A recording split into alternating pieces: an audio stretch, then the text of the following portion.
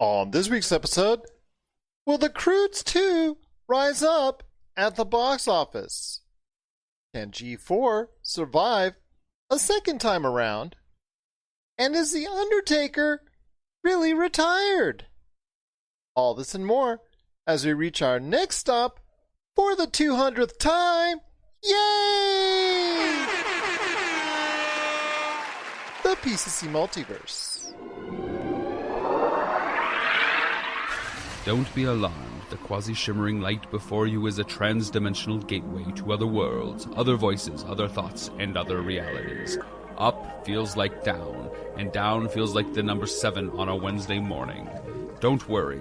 That quivering, blood-boiling sensation under your eyebrows is all a part of the charm. Welcome to the PCC Multiverse.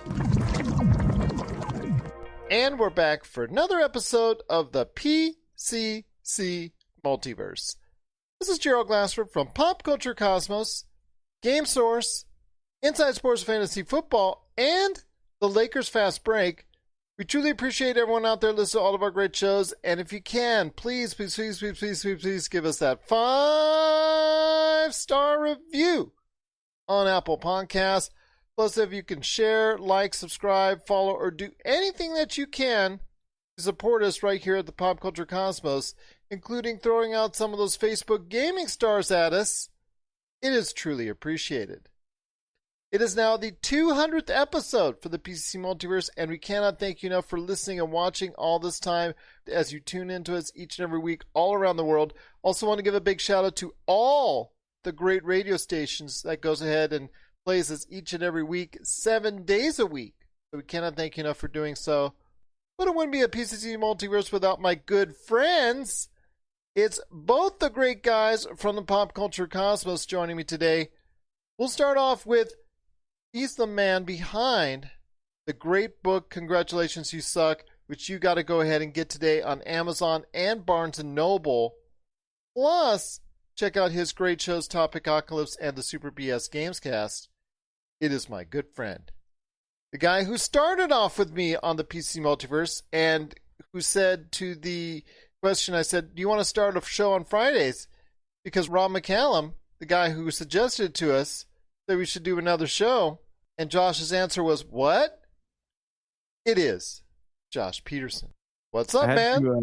Hey, I had to cut us off at like 5 though, because Gerald was like, you want to do one on Tuesday, Wednesday, Thursday, Friday, Saturday, and Sunday, and I was like, no, not enough time for that, man. But well, maybe, if somebody pays us, that's different. Somebody pays us. Well, it's great to have you aboard, my friend. I know you're stepping in. I know Friday's been your hard day for you to take on, but appreciate you jumping in for this episode, the special episode. I know you may not be able to stick out the entire way through, but we truly appreciate you stopping by. But the man who's taken over the hosting duties for the PCC Multiverse is my good friend indeed, back and feeling good once again, and we're truly thankful for that. It is the man behind Castle Creative. You got to go ahead and check him out today on Twitter and Instagram, Castle with a K, FPB. It is Marcus de la Garza. And Marcus, great to have you back on the show once again, and glad you're feeling better. Yeah, no, I'm glad to be back. I was feeling pretty rough last week. I was finger crossed it wasn't COVID, and it wasn't. Just had the flu. So got through it, feeling a lot better this week, and I'm happy to be here. Happy to be able to sip on a beer this Wednesday as we sit around and talk some topics. Absolutely. And if you got questions for the show, you can always reach us at Pop Culture Cosmo on Twitter or popculturecosmos@yahoo.com. But we got a great episode lined up for 200 this week. Noah Ian Fein is stopping by later in the program to talk Animaniacs. Plus, we've got a lot of things we want to talk about on the slate today, including Croods 2 is now here. Comes out at a very peculiar time. And how well do we think it's going to do at the box office? We'll talk about that coming up in a sec. Also, as well, we're going to talk about the Avengers video game. Has it been a success or a failure? We'll talk about that. The Grammy nominations are out, and a lot of the usual suspects had obviously a good year indeed because there's a lot of Grammy nominations that were spread out. But one act in particular we think got robbed. So we'll talk about maybe why that is for the Weeknd. and what happened with that and how he has responded. We'll talk about that coming up later in the program as well.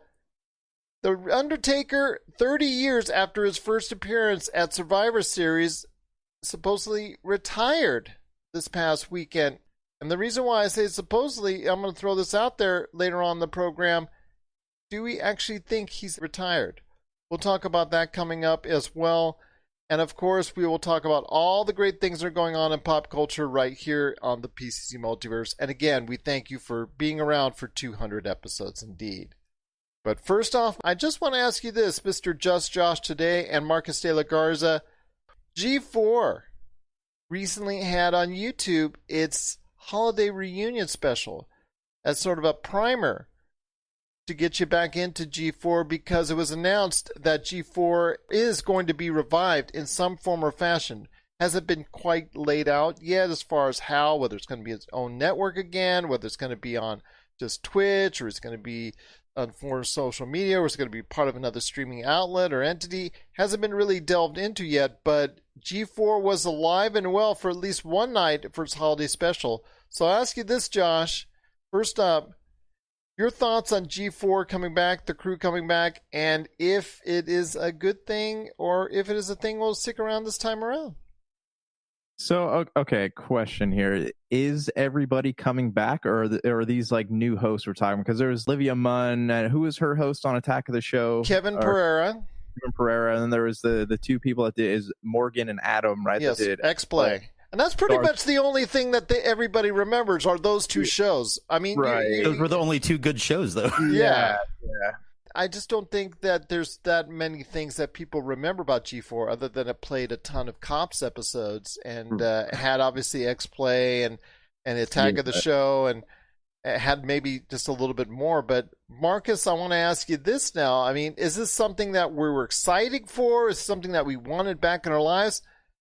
Because it really never had the kind of audience I think that they were looking for the first time around. I think it is. This is a nice rebirth, I would call this.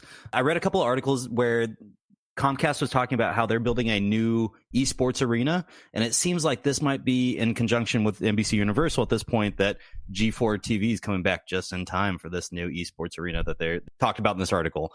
Haven't seen any official announcements yet, so I don't want to go ahead and say that's a thing, an official thing. But I'll keep an eye out, and we'll share some news as soon as we get it. I do want to say this is something I'm excited for. I think G4 was ahead of its time. Yeah, and I agree. We're at a position now where esports being what they are, especially in this nation, G4 could very well succeed this time around. I'm really looking forward to this, guys. I am as well. I'm not saying I'm trying to give it any diss or any amount of hate or anything like that. There's a reason why it went off the air in the first place. But you're right. It was ahead of its time with all the streaming stuff that they did in a way that, Josh, like I know you're all coming on now. It was so funny because it showed a lot of gameplay footage, things of that nature. It was ahead of its time as far as the streaming aspect, the game playing aspect, even some game competitions that they had there. I want to hear your thoughts on G4, and do you think it's a good thing this time around? I'll definitely sit down and watch some. My big question here is, do you think that they're going to have to because I know ESPN has a lot of rights to esports, and you look at these big entities out there right now on YouTube like Rooster Teeth and Kind of Funny and businesses like that. Do you think that in that type of climate, G4 is going to be able to survive? Because they would basically have to adapt all these different business models from their competitors to even make it so they are able to, pull an audience in. It sounds like they're leaning kind of on nostalgia right now, but they're going to have to figure out how to bring new generations of people into G4. Absolutely. Is that where maybe a Twitch integration or finding a way to, something like that is going to immediately bring them to the younger market that wasn't exposed to G4 the first time around. Yeah, and even like you look at podcasts and have people do game streaming. I don't know how the distribution rights go for the streams as far as like what ESPN has as far as esports goes. But like you said, if they're doing some kind of esports thing with, what was it, Comcast you said, or Spectrum? Yeah, it was Comcast is the parent behind it. So I mean, if that's something that they can get their hands in, then yeah, I can see them being successful. There's just a lot of steps they're going to have to take in the meantime. Well, the thing is, if you said Comcast is involved with it, could this maybe be branching off as a part of a Peacock? their subscription service. Yeah, I mean, obviously the Twitch integration, you talked about podcasts, you talked about all the stuff that's available now today. Marcus, do you think that could be somewhere where it might lead up as far as that's concerned? For a streaming service that add that on, that might be a nice little cherry on top for their entire packaging and promotional Sunday type deal. I mean, I just think that G4 has to have a regular home somewhere that people go ahead and connect to outside of just the regular Twitch, YouTube, and social media outlets. No, I 1,000% agree with that. You know, it's if you could slide into a Peacock or any of the online streaming services, and it sounds like it's going to end up being Peacock because they're all affiliated together, you know, via NBC Universal, Comcast, that kind of thing. So I don't doubt that they'll end up on a streaming platform. It's just how do they take advantage of it? How can this be marketed properly so that, you know, you can drive even more users to Peacock's platform via this esports channel? So let me ask you guys this. Do you think that perhaps not reinventing the entire network, maybe just having their popular shows like X-Play and Attack of the Show and maybe putting it on a streaming service, do you think that would work out better for them? Or do you think they really have like a great shot at creating an entire television network here? I would be part of another network. I don't think having them being its own entity this time around, it would meet the same fate. I mean, there's just not enough programming for them to go ahead and justify. There wasn't the first time around. I mean, that's the thing that cost them in the first place. There wasn't enough reasons to watch in the first place. I know they've added some individuals like, for instance, WWE's Xavier Woods is now joining G4 in some capacity. And like you said, the hosts of both X-Play and Attack of the Show are coming back. Obviously, they enjoyed their time at G4 enough, and yes, there's probably a lot of money involved in getting them back, but obviously they love being part of G4 enough to say, you know what, we want to bring this back, especially Olivia Munn, who you know works as an actress, she's in movies. She hasn't had the greatest career yet. I mean, she's been with some movies that haven't done as well as she would like, but... Did you say her career has been an apocalypse? Something like that. But, you know, she's still a working actress out there in Hollywood, so you know it can't be cheap to bring her in, but at least it shows that everybody on G4, they liked to be a part of G4 in the past, and they like to be a part of it again in the future. Yeah, and just because what I'm thinking about right now is that there's a whole bunch of new like hurdles to jump through that weren't there before. You know, they went off the air, I think, right before like the rise of streaming services. So like that's a whole new competition that they have to get themselves into and learn how to navigate. I'm looking at it from that standpoint and wondering, with like cable already on the decline, what are the odds of an entire channel being successful here? Well, that's where you've got the money of Comcast behind you to really drive this plan home, just in the sense of, you know, when you've got enough money to buy whatever studios you want, you can guarantee the success and failure of this G4's return. True, just inject it with money. It solves everything. Solves a lot of things indeed. Well, what are your thoughts out there on G4? Do you think it's something that's going to work the second time around? Do you think it should be part of an existing streaming service? For instance, if it's Comcast owned, maybe they should join up with Peacock and be a part of that, along with the YouTubes and the Facebooks and the Twitches of the world, plus getting out all the stuff that you see IGN or even the Pop Culture Cosmos do on a weekly basis. We want to hear your thoughts, popculturecosmos@yahoo.com, if G4 can work a second time around. Hey, this is Chad from Ghost Toasters, and you're listening to Pop Culture Cosmos Podcast.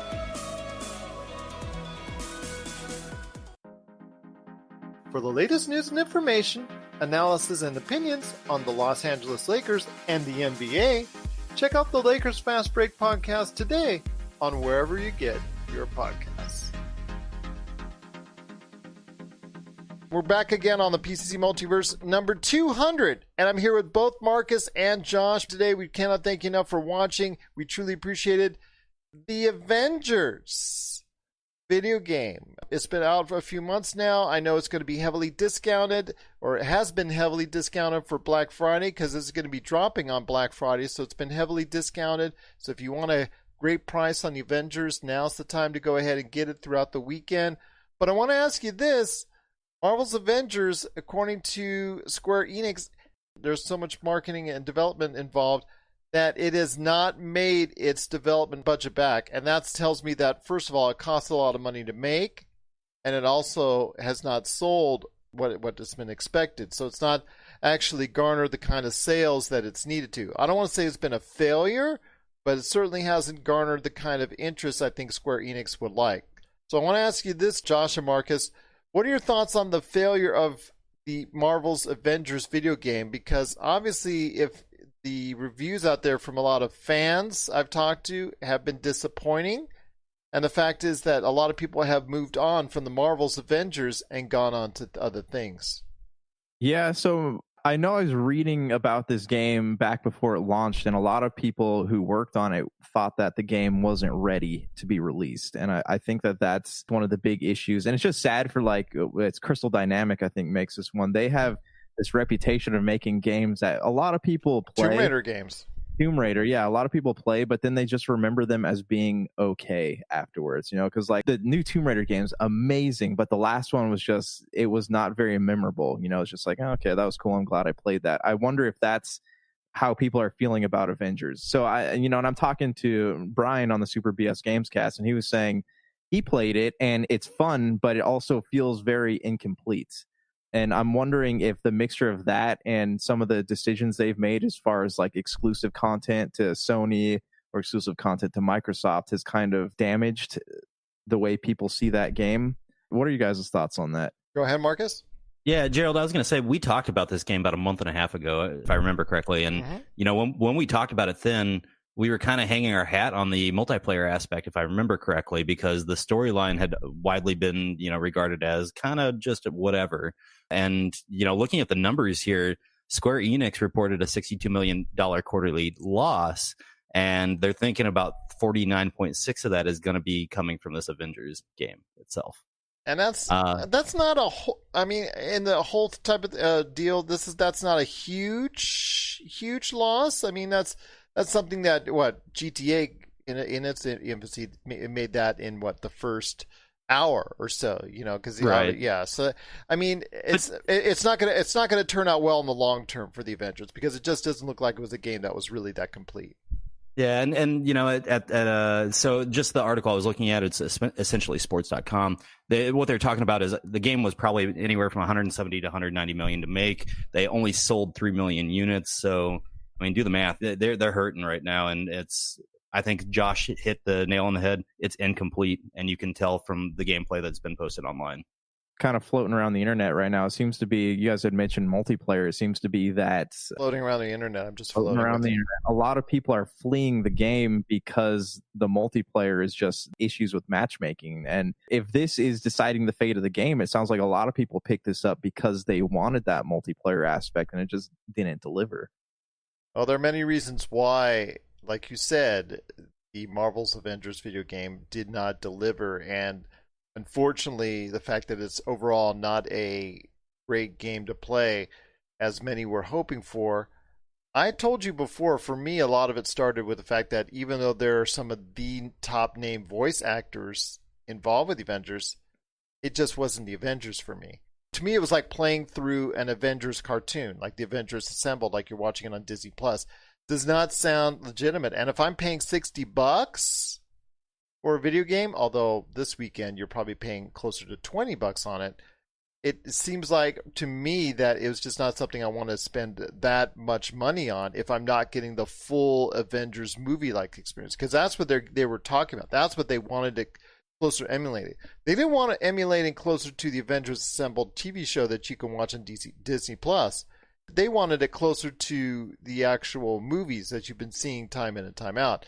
And if that's the type of image you want to create, unfortunately, you got to get the people behind it. You got to get the stars involved behind it. You got to pay whatever it is you can to get them involved on it, and then have a story large enough and broad enough to go ahead and be able to support that.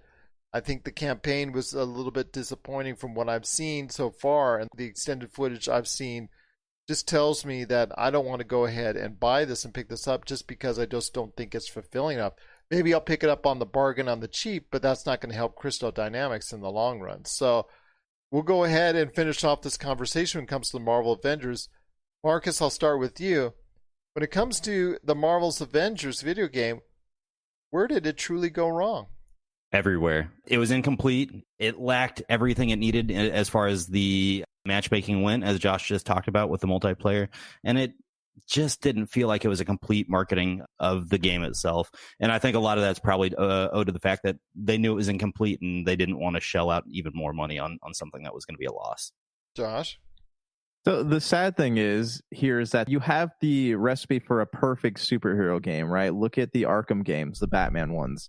That is how you do it. Like, that's what people want. If you're not going to have a multiplayer aspect to the game that functions, you need to make it like the Arkham games. That is the golden standard right now.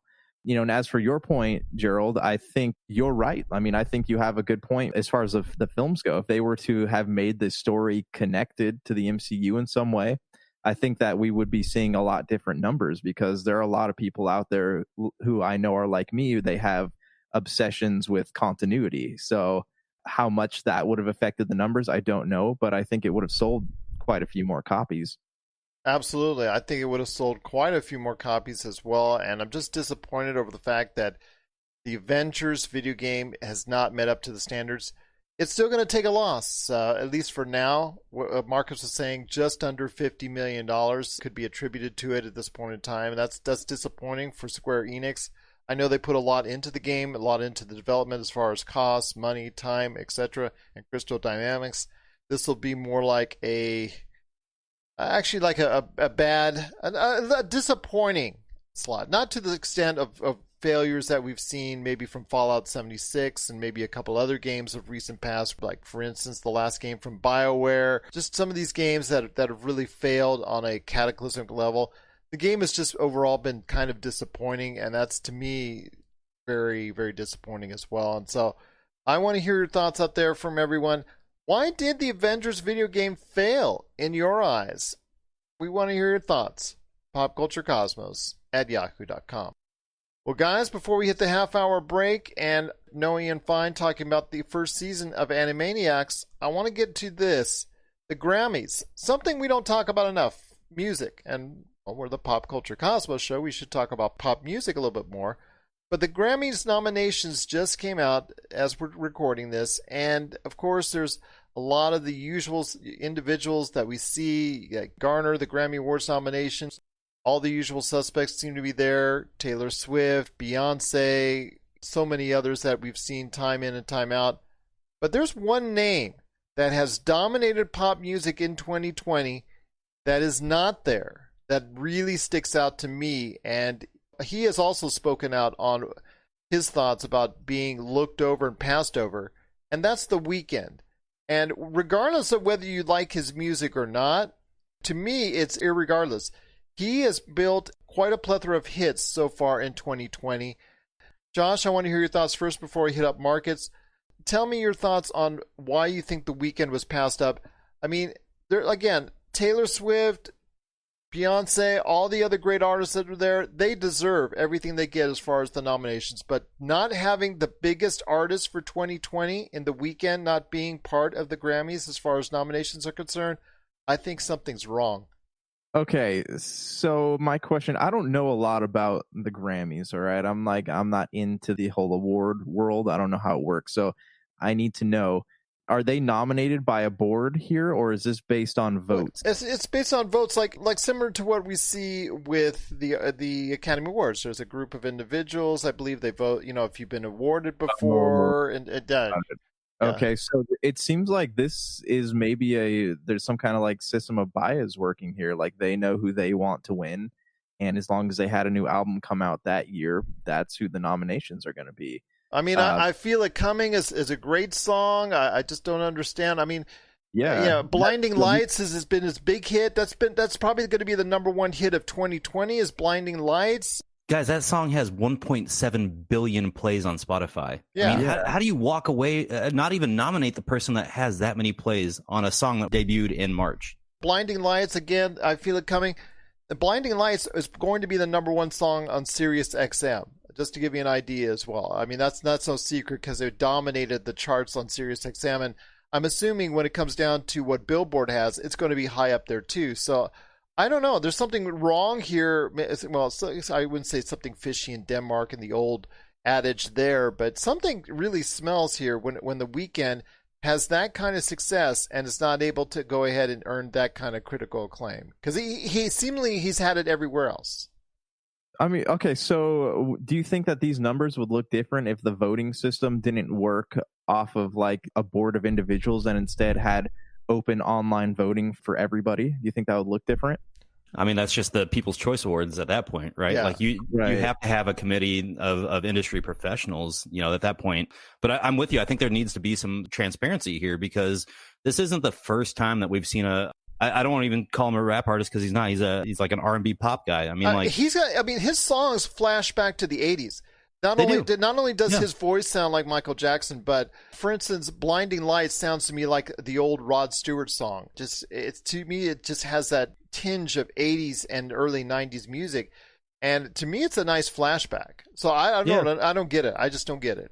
Well, I was going to say that, this just feels like just the continuation of the 2014 debacle, where Kendrick Lamar's Good Kid, Mad City should have won, and everybody acknowledged that, and somehow Macklemore ended up taking the prize that night. And 10 minutes after the award, to text Kendrick Lamar, "Hey, man, you got robbed." I mean, this is a committee that's totally disconnected, I think, at this point in time, and it sounds like they need to just refresh and get some younger blood in there. Now, I will say the representation of women, of people of different ethnicities. I mean, there are rap artists, there are country, there is pop. I mean, there is different ethnicities involved in it. So, I mean, that is obviously very good to see. But when you pass over an individual such as The Weeknd, who has just done so many great hits this year and dominated 2020, it's head scratching. It's definitely head scratching. And he's going to be performing at the Super Bowl, and it sounds like that might have been the sticking point with the Grammys. So he was negotiating. Why is that? All the other big artists get to go ahead and... Oh, yeah, Beyonce, she's been on the Super Bowl. Yeah, but so he's performing this year, and the Grammys wanted him to perform as well, and he was negotiating both performances, and then he got no nominations. So he tweeted last night, collaboratively planning a performance for weeks to not being invited. In my opinion, 0 nominations equals you're not invited. So, I mean, like, it's clear that this man is upset, and he has a right to be, especially if he was working through a performance schedule with them for 2021 Grammys. Then, yeah, you would expect you were going to be nominated to some degree. And especially with the year he had, I'm with you, Gerald, there's no reason he should not have been nominated. He had an interview already, and his quote, I think it's actually one word. I mean, obviously there was more to it than that, but the one word "corrupt" came up in regards to him not getting any nominations, and speaking about the Academy for the Music Arts that takes care of this as far as the Grammys is concerned. I'd have to say something is corrupt when a guy that can have that kind of success and blow up the way The Weeknd has and have the great songs that he has, and not one is nominated in any category. So, Josh, I want to hear your thoughts on this before we hit back to Marcus one more time. What do you think went wrong? Because it does sound like something is very corrupt. Yeah, I mean, I think Marcus had a good point when he said they are disconnected from the people who are actually watching the Grammys, who are actually into music. Like, I don't know if it's a series of personal biases or they're very genre specific, but there's an issue here where they are disconnected from the world of up and coming musicians. And that is something that should be addressed sooner rather than later, especially with, in these times when all these awards show, the viewership of these shows is dropping significantly. But they quickly jumped on the Billie Eilish train last year, and they jumped on the train this year, nominating her again. I am insinuating something. I think something is fishy. I think something is corrupt when The Weeknd doesn't. He angered somebody. I don't know. That's interesting. TMZ, I'm looking at an article here that blatantly says that because he chose the Super Bowl, he lost the Grammys. But it's supposed to be a board. It's supposed to be a collective group of individuals that shouldn't even care where he's playing. Yeah, but we know, I guess, from experience over the last decade that the Grammys has totally botched some of their actual award shows when it comes to nominations. That's every show. It's weird because, like I said, why would it be okay for Beyonce to do the Super Bowl and be in the Grammys in the same year? Because she's done that before. I'm with you, Josh. I think they were trying to have that exclusive performance, and they thought they probably had it secured. And then the NFL came in and asked The Weeknd if he wanted to perform, and he said yes. And that probably, really made him mad. Well, it's certainly not the first time an award show has passed over a much deserving artist. In this case, the Grammys passing over The Weeknd. And guys, it certainly will not be the last. What are your thoughts out there on The Weeknd getting passed over on the Grammy nominations? We want to hear your thoughts. Are you as angry or as mad as social media and even us here at the Pop Culture Cosmos that appreciates the music and realizes that The Weeknd is really, truly something special this year in 2020? Share us your thoughts. popculturecosmos@yahoo.com. Coming up next, we've got Noah Ian Fein from Hunnicween. He's going to be dropping some knowledge on Animaniacs Season 1. That's coming up right after the break. This is the PCC Multiverse. Coming soon, Zero Cool Films presents Action Figure Adventure. Super collector Jay Bartlett hits the road once again in search of action figures' most iconic and noteworthy and rare figures, all in the name of creating the most ultimate action figure auction ever. He fronts the cash that charity benefits in the end. What will he get, how will he get it, and how well will he do? Find out in 2020. On PCC Multiverse 200, we're back with the show. It's Gerald Glassford coming right back at you here. It's the Animaniacs on Hulu. They have returned. They have been revived. And I know we talked about this on a previous episode in anticipation for them to come back, but Season 1 has already dropped on Hulu. And here today to talk about his thoughts on it, because it's getting mixed reaction along the internet and also as well with critics. Some have liked it, some have that, it's seen better. So here today to talk about the Animaniacs coming back is a good man indeed. You got to catch what he's doing at Hunnicween and also the Hunnic Outcasts. The guy who saved our butts last week, sitting in a big chair, it is none other than Noah Ian Fein. And Noah, I'm going to say this right now to you and your family, the best of holiday seasons. I know we're recording this just before Thanksgiving, so I wish you safety, wish you happiness, and I wish you also an awesome Thanksgiving. Same to you, sir. As for Animaniacs, yes, it's going to be an ongoing debate. This is a revival.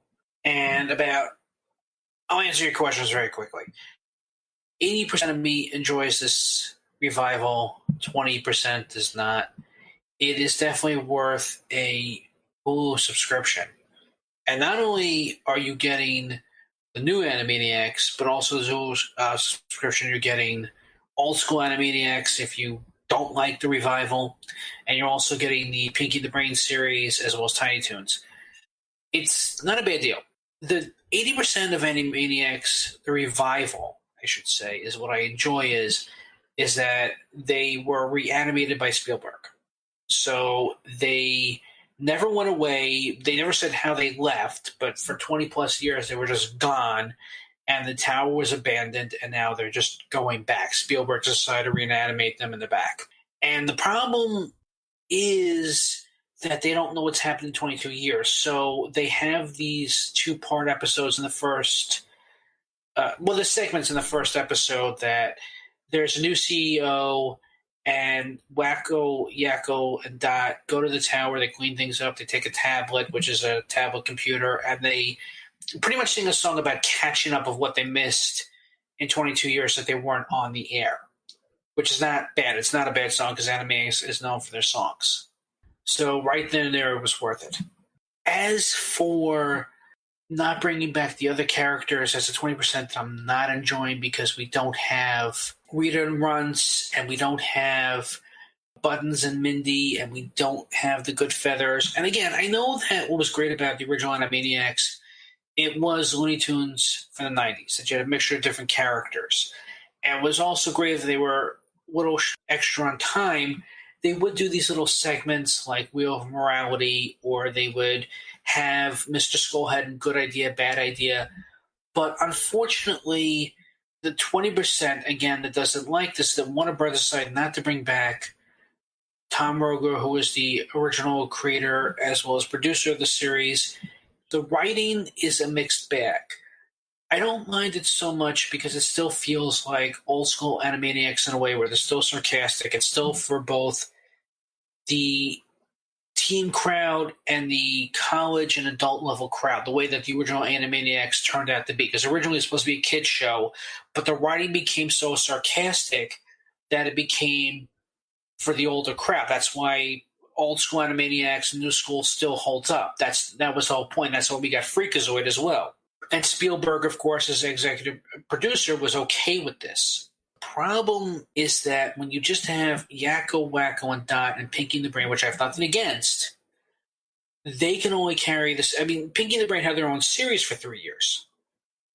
They could carry their own series if they wanted to, and people have been clamoring for them to come back. I have nothing against Pinky and the Brain. It's also a revival for them as well. They're back in Acme Labs. They're still trying to take over the world.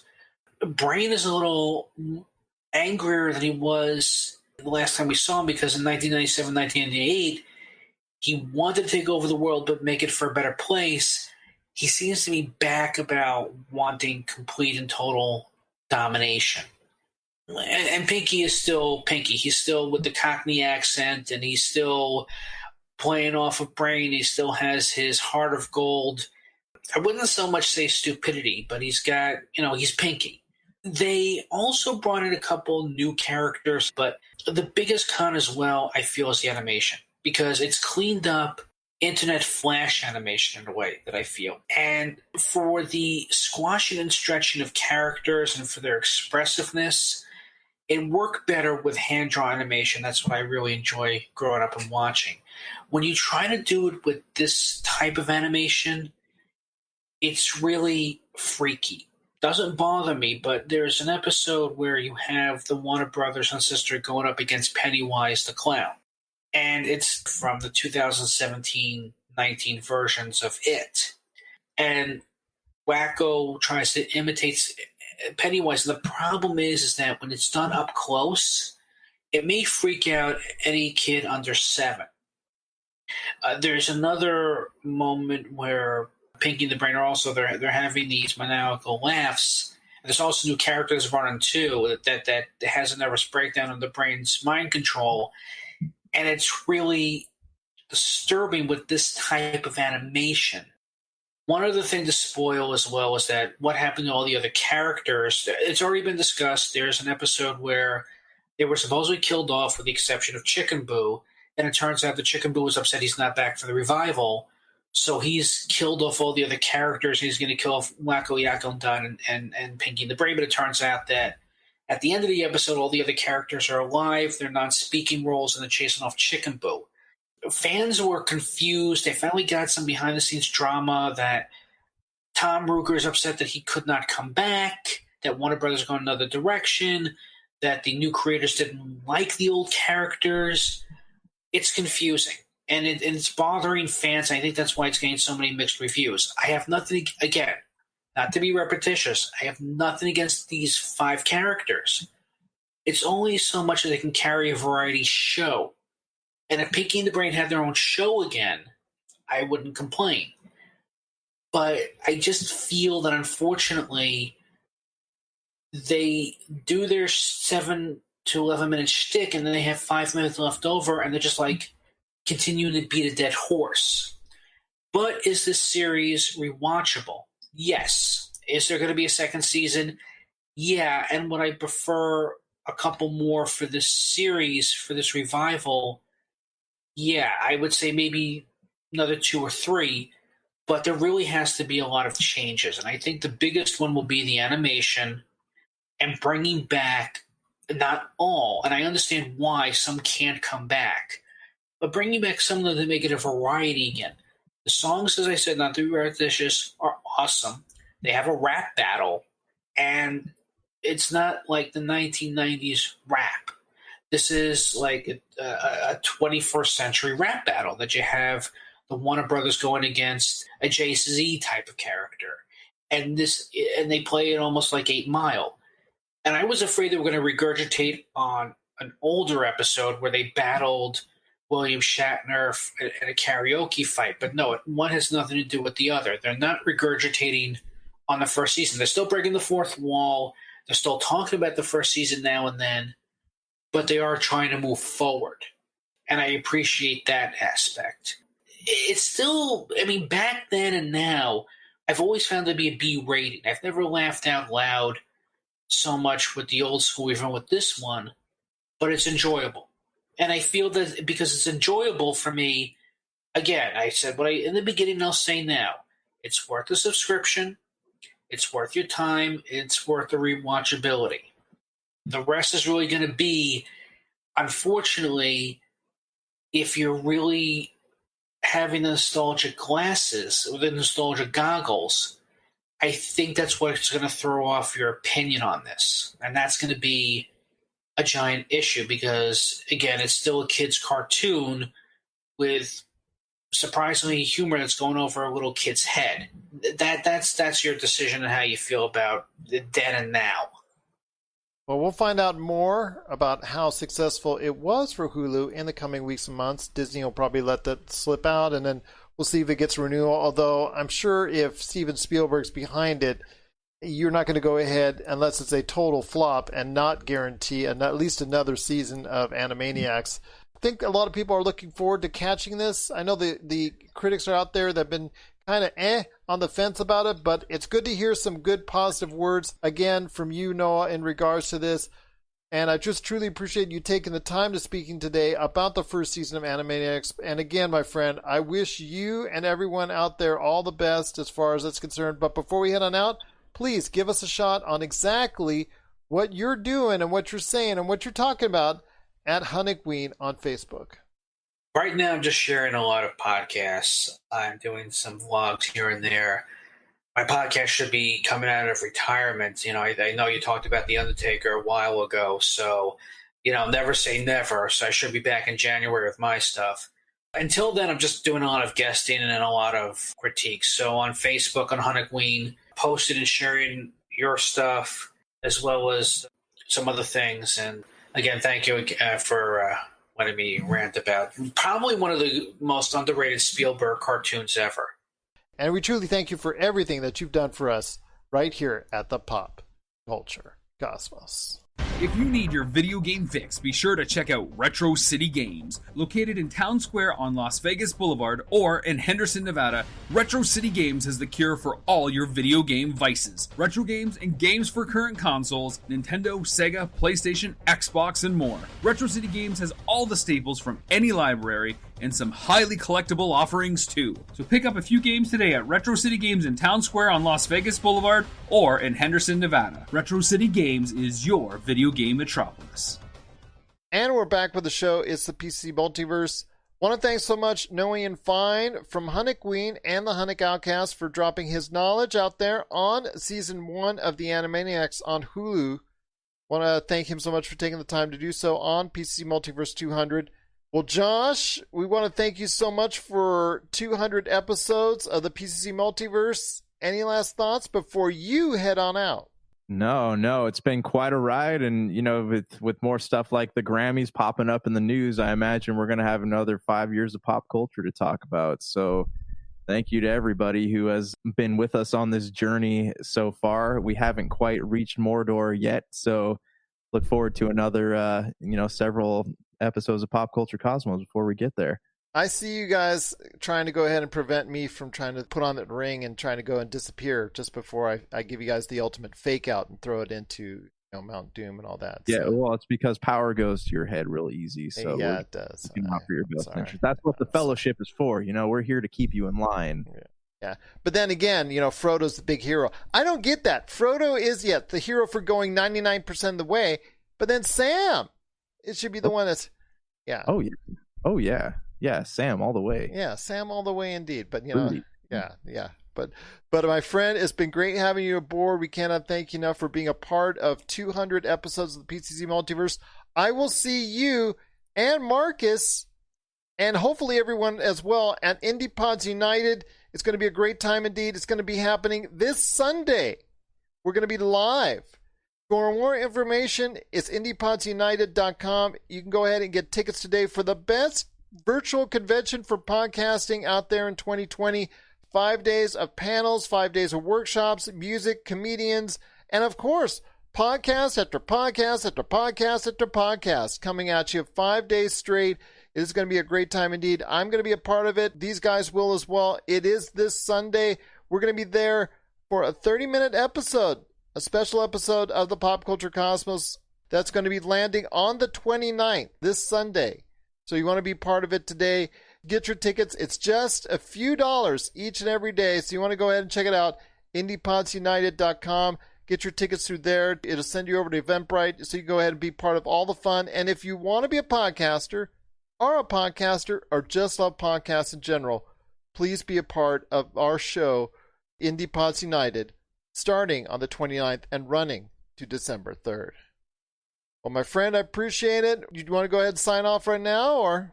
Yeah, I'm taking off. Thanks, guys. I appreciate it. It's always fun to have these special episodes where there's more than just two people. Looking forward to Sunday. Well, I wanted to say a personal thank you. I know Marcus got something to say, but I wanted to send a personal thank you, my friend, for sticking with me all these years. And I truly appreciate everything that you've done for Pop Culture Cosmos and everything that we've brought together since we started it. Since Rob McCallum, shout out to him, director of Nintendo Quest and so many other great things are out there, Action Figure Adventure and Box Art, the docu-series, for him suggesting we do this show on a twice-a-week basis. So I appreciate you sticking with me all these years, my friend, and I wish you continued success. Thank you. Yeah, this is our field of dreams. We'll maintain it. There you go, indeed. Marcus, I know you have any last thoughts on before Yeah, Josh? I just wanted to say, thank you to you and Josh both. You guys have put in the hard work that has allowed me to show up, on Fridays and be a co-host here for the last few months. And so I really appreciate everything you guys have done. And, 200 is a very special thing. We'll get to 400 and have another one. Here we go. Oh, that's a lot of editing time for me. Okay, well, we'll do it. All right. Sounds good. All right. See you guys. Take care, my friend. All the best. See you this weekend. Late. My friend, we've still got more to talk about on today's program. The Croods 2, believe it or not, they dropped Wednesday their movie out to theaters, which, again, as you know, in the middle of a pandemic, that's kind of like a problem. Disney Soul had the spot and decided to move out of it, and they're now actually going to be appearing on Christmas straight to Disney Plus at no extra charge, and I think that's a smart move because I'm really looking forward to seeing Soul on Disney Plus. But the Croods 2 dropped this past week to theaters. Do you think that was a good move? I mean, this is, I don't know if anybody was really excited for it or anybody was really expecting it, but it is the sequel to a fairly hit movie the first time around.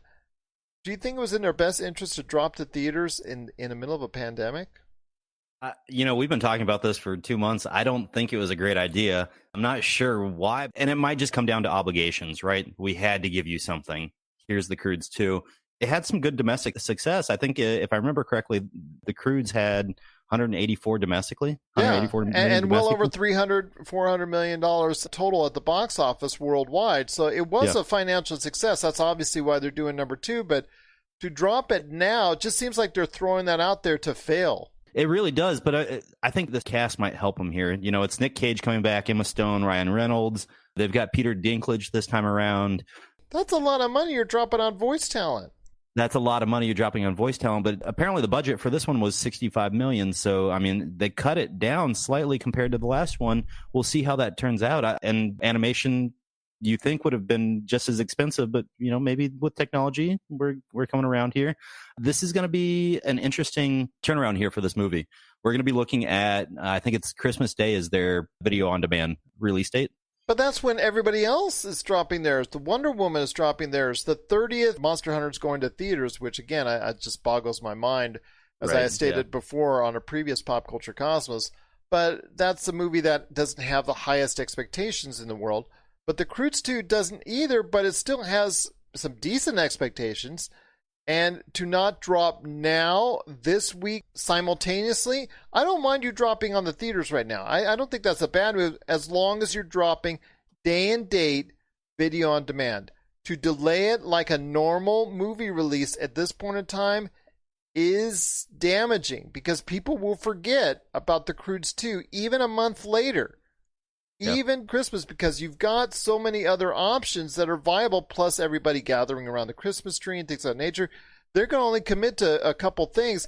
Might be just Soul, that'll be on Disney Plus, It might be just Wonder Woman that's going to be on HBO Max. I mean, those are the things that people are going to commit to more than just going ahead and dishing out $15 for the Croods 2. I just don't think it was a smart move on their part.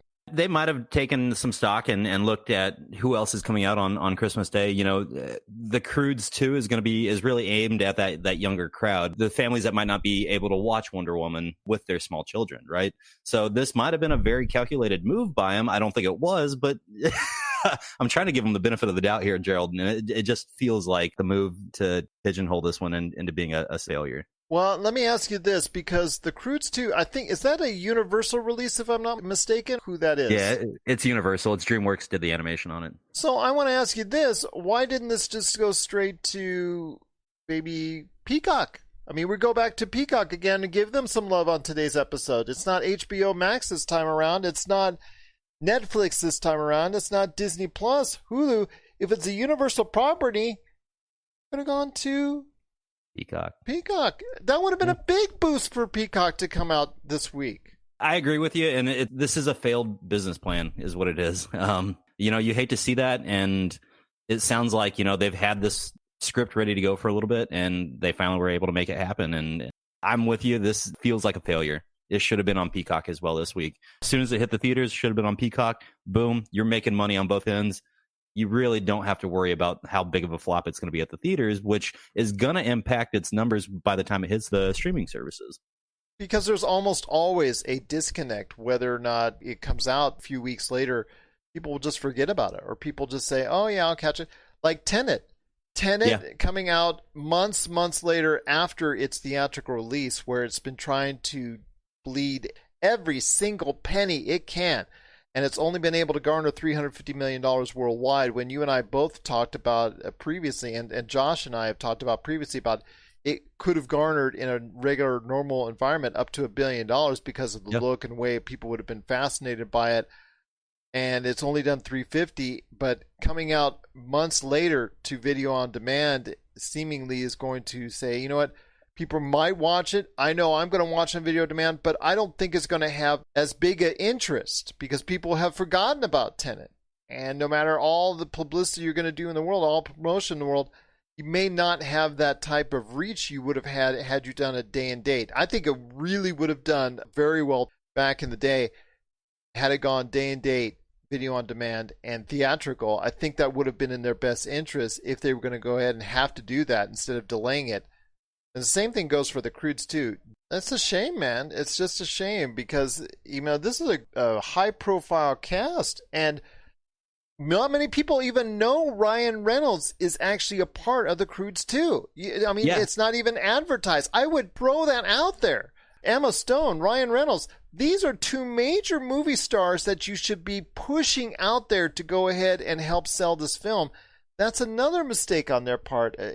You've got Catherine Keener, Kelly Marie Tran's also part of this movie. You should be pushing these names out there. Leslie Mann, these are all movie stars that you should be pushing out there, as far as not just flashing their names on the screen for like 1 second on the commercial.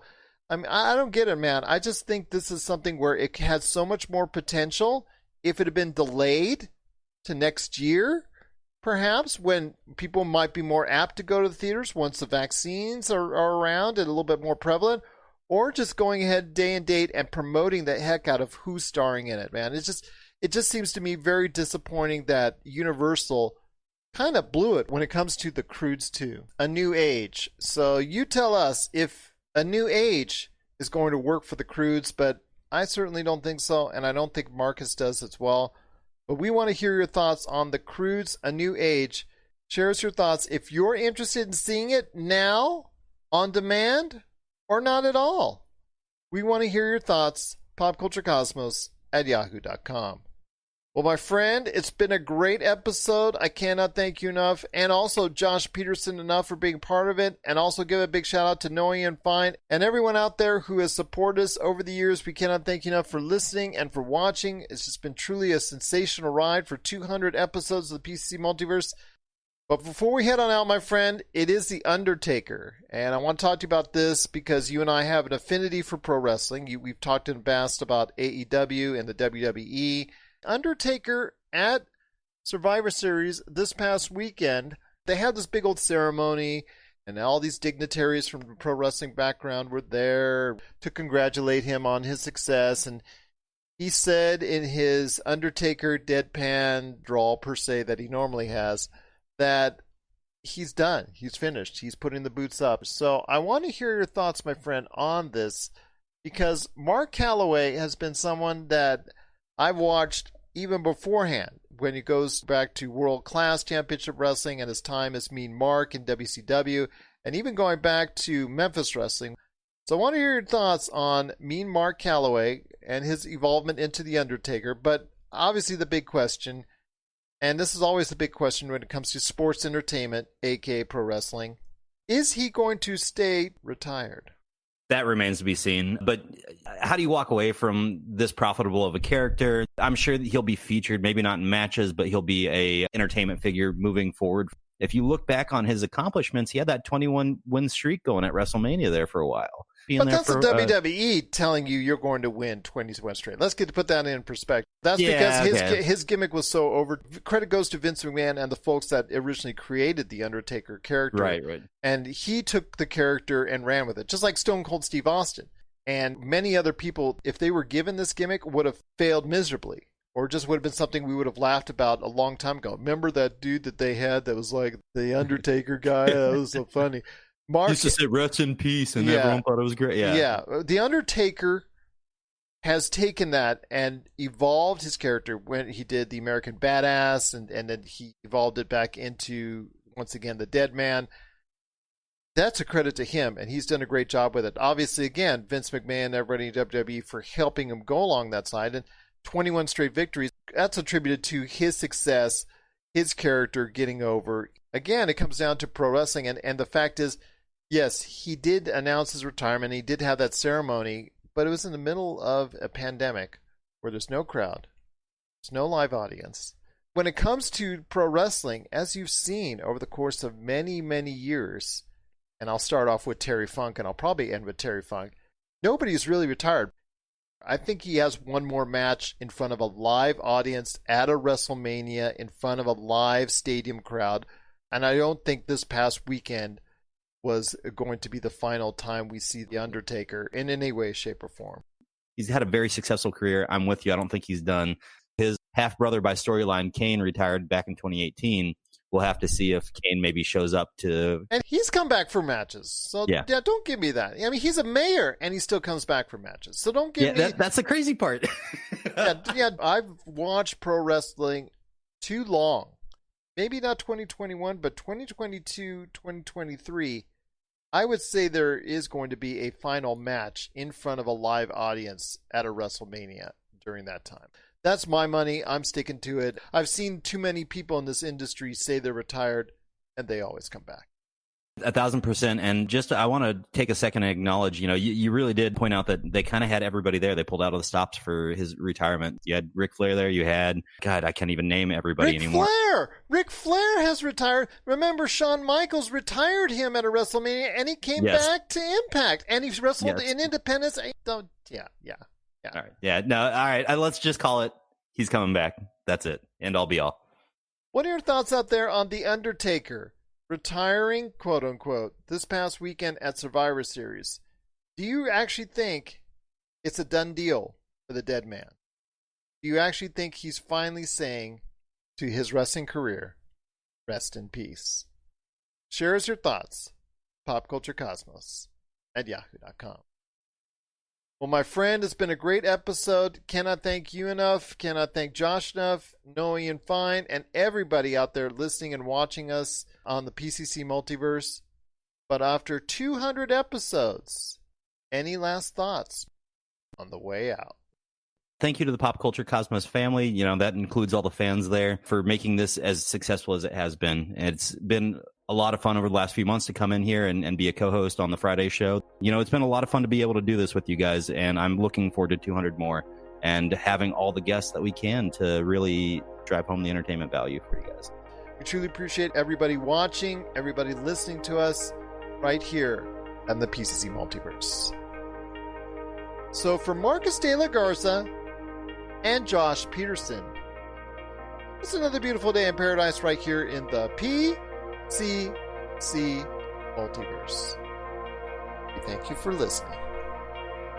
And here's hoping you have yourself a great